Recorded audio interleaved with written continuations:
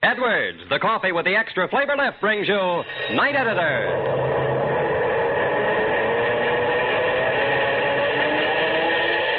Once again, the presses roll for another story from the Night Editor's office, as Hal Burdick tells us his tensely dramatic yarn about Manny Griffin's present to Police Lieutenant Pat Cameron, a story titled Smoke Ring. Manny's present was to be a box of expensive cigars, much finer than the brand Pat had smoked for years.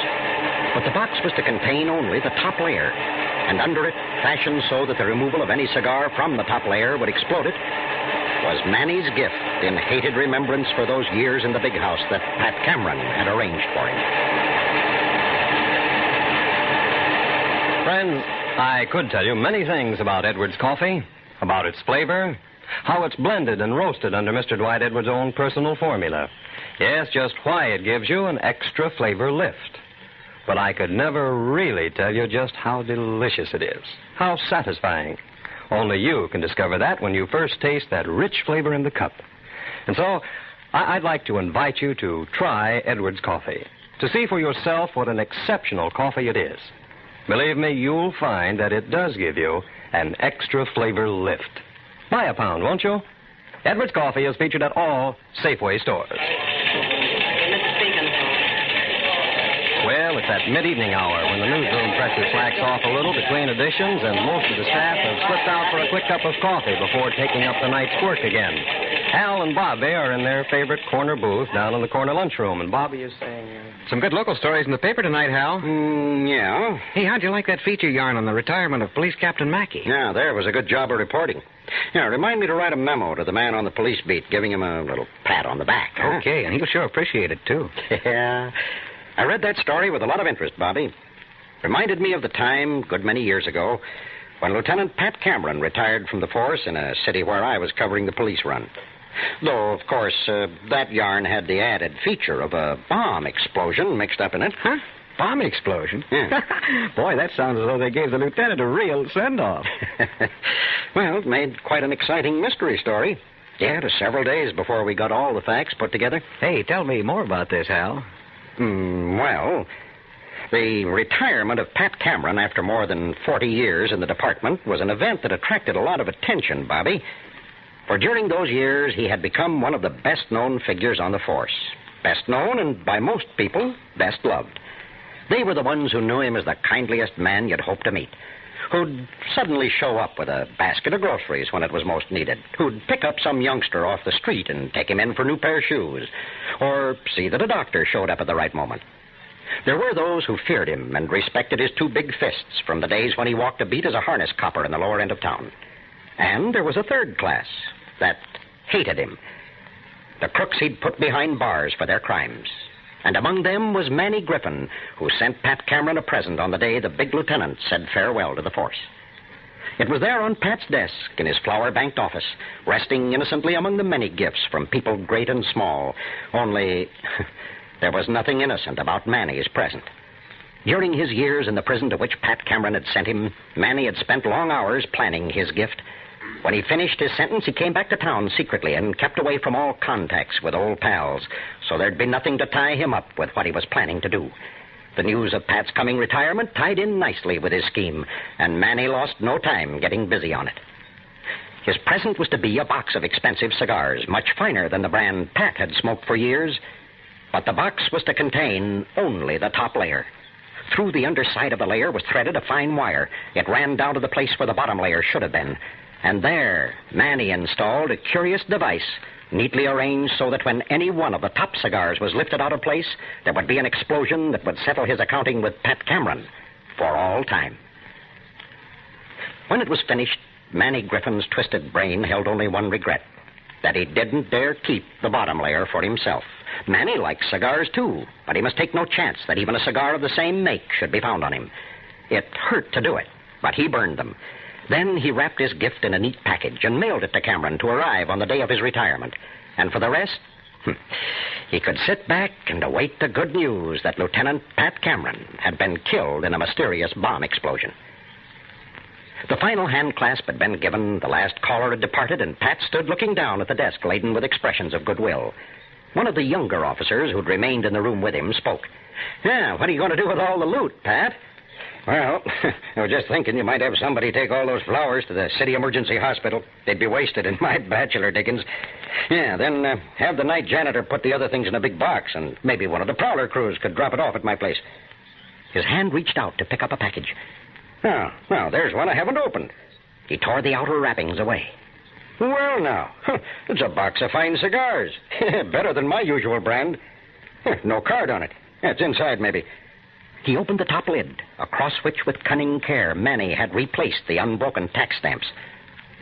No card inside, either. It's funny. Well, whoever sent him sure knew how to pick good ones. Here, have one, Joe. No thanks, Pat. Oh, go on, take one. His fingers reached down to pick one from the top layer, but his companion reached out to stop him. No, Pat, no. You save them for your homework. You're going to have time to enjoy a good cigar now. Yeah, sure, you take them along with you tonight, and I'll have the rest of the presents over to your house as soon as we can get them packed. With Manny's gift under his arm, the lieutenant left the building and headed for a little side street restaurant where they made beef stew just to his liking. Yes, sir. He'd take plenty of time at dinner tonight, and afterward top it off with a second cup of coffee and one of his gift cigars. As befitted a man on the eve of the years of well-earned rest ahead of him. But a block from the restaurant, he stopped.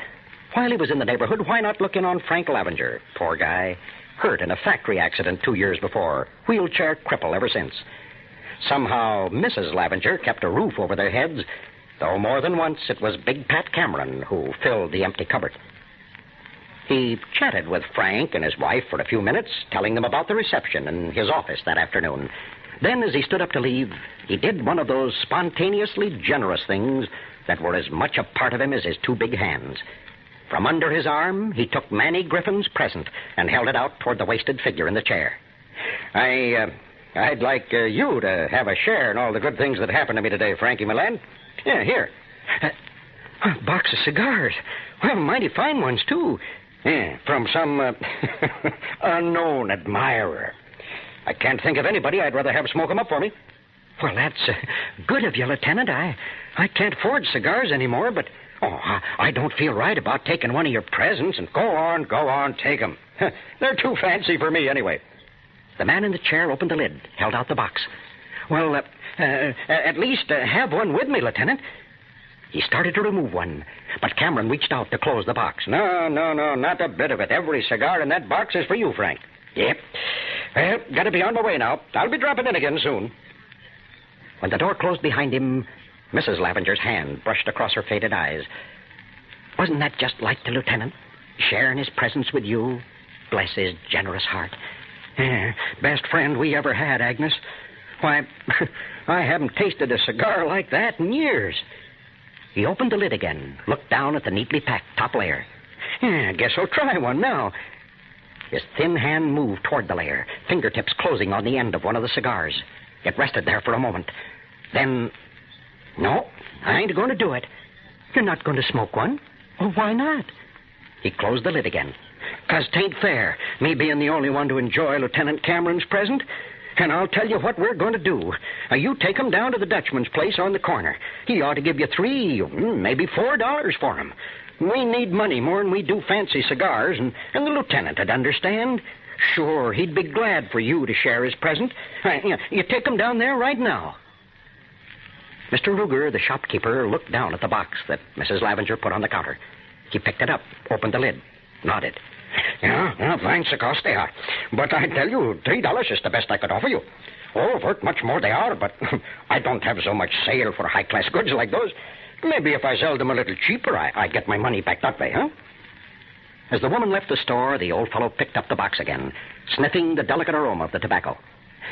It had been a long time since he'd smoked perfectos such as those. Price had been a bargain. There was no reason why he shouldn't enjoy just one of them. His fingers touched the layer. But no, not now. After dinner would be the time. He was preparing it in his living rooms back of the store when Mrs. Lavenger came in. Not many customers this time of night. Have dinner first, then lock up and have time really to enjoy his smoke. He smiled at the thought of it and went on back to his tiny kitchen, the box of cigars still open on the counter.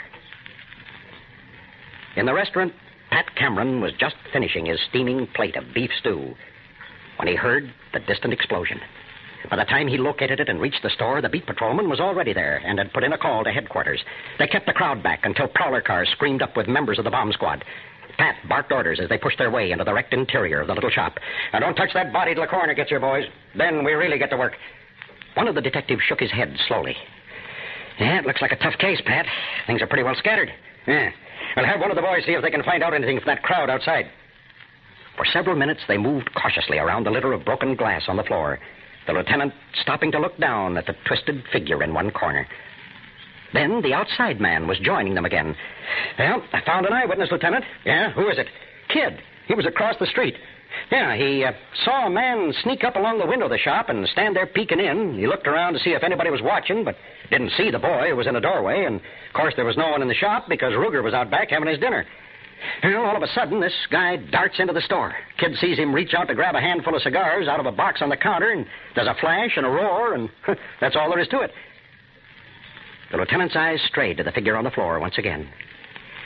Well, I'm not surprised that Manny Griffin was up to his old tricks, stealing things off counters. He'd only been out of the big house a few days after serving a term for such as that. But that still doesn't account for his being blown up by a bomb. You get it, Ruger? The white-faced old shopkeeper shook his head in bewilderment. And Pat Cameron went on. Whatever it was, I'll say his last smoke was a red-hot one. And maybe in some mysterious way, Manny had it coming to him. Who knows?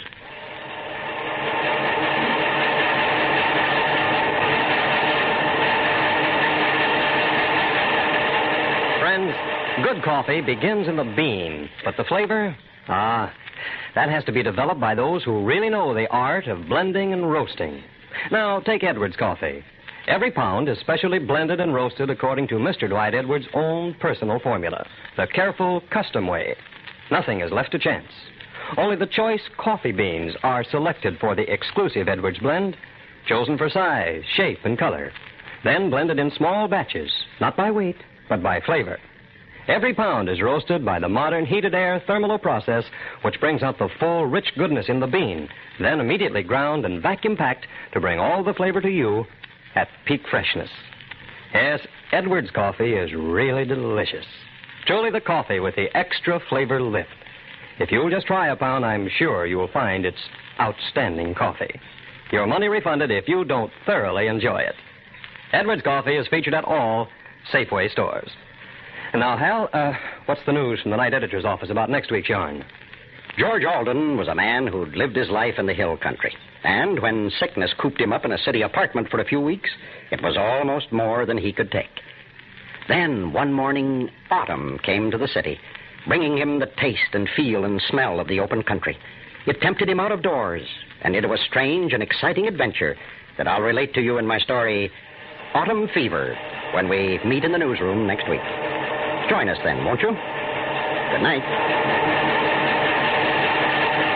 Be sure to listen next week at the same time when the roar of the presses brings us another dramatic yarn written and told by your night editor, Hal Burdick. This is Bill Baldwin saying good night for Edwards Coffee. This is the National Broadcasting Company.